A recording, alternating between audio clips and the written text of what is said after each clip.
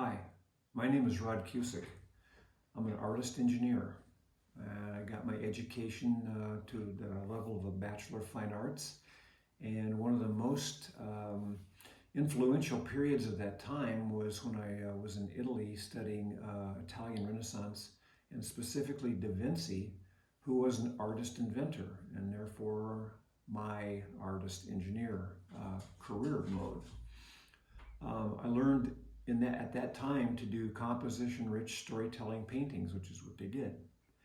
So I've taken that over the years, and in the last 10 years I've been focused on a class of paintings I would call the Patriot Series. And those are paintings that are about the founder leaders of our country before the Revolutionary War and during the Revolutionary War and after the war. These leaders were Washington, Jefferson, Adams, Madison, and Franklin. And these individuals were deeply involved in initiating the Revolutionary War with the Declaration of Independence and winning the war. And after that, framing the U.S. Constitution. And they had stressful lives.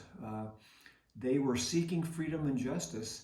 And the events that occurred before the Declaration of Independence and through the Constitution were some of the most risky, creative, and successful human endeavors of the era, and maybe of all time.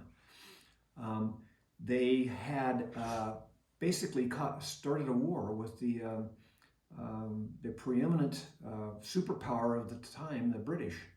And they were full of feelings, intense feelings, hate, fear, pride, resolve. How are we going to dig out of this? And these emotions were experienced during those events. So what I did was I put a series of paintings together here that had a subject that was the American bald eagle. The American bald eagle has been our emblem for a long time, and informally back in the very first couple of battles of the Revolutionary War, when the British and Americans were in a battle, they disturbed a bunch of eagles, and the eagles that were flying and circling around the battle and venting raucous shrieks, and the Americans interpreted that as they were shrieking for freedom, for the Americans to win. Later on, the bald eagle was formally selected as the national emblem because of its long life, strength, majestic look, and national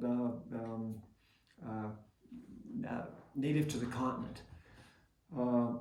The specific emotions that I was looking at out of one of the founder leaders, I picked Ben Franklin.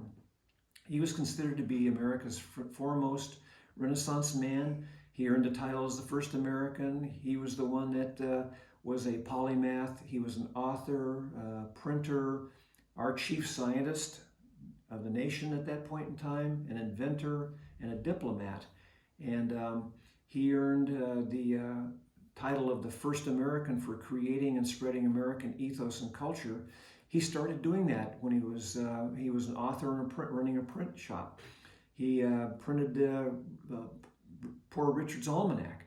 And what he did was use that ability to communicate with all 13 colonies to try to keep colonial unity together, to keep the nation together, to talk about the freedom of conscience and the American way, and that the way to success in America and the American dream was to earn your success by being honest, working hard, sacrificing, taking risk, and treating others well.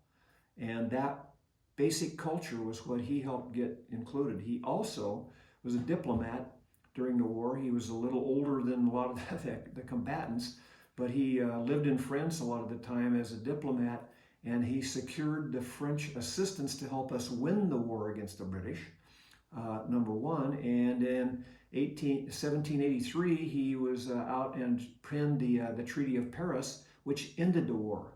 So he helped start the war. He was there getting allies and others to support us during the war, and he ended the war.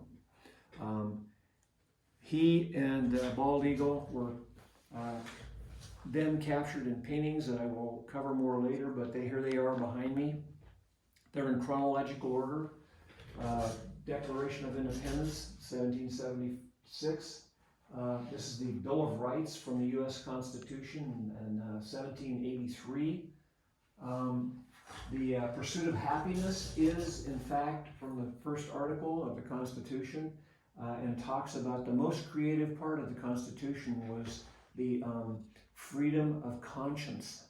Conscience, not consciousness, but your conscience, knowing right from wrong. And that with our laws, your freedom of conscience, you could pursue your own dreams for your benefit, your family's benefit, and the country's benefit by adhering to the laws that were here.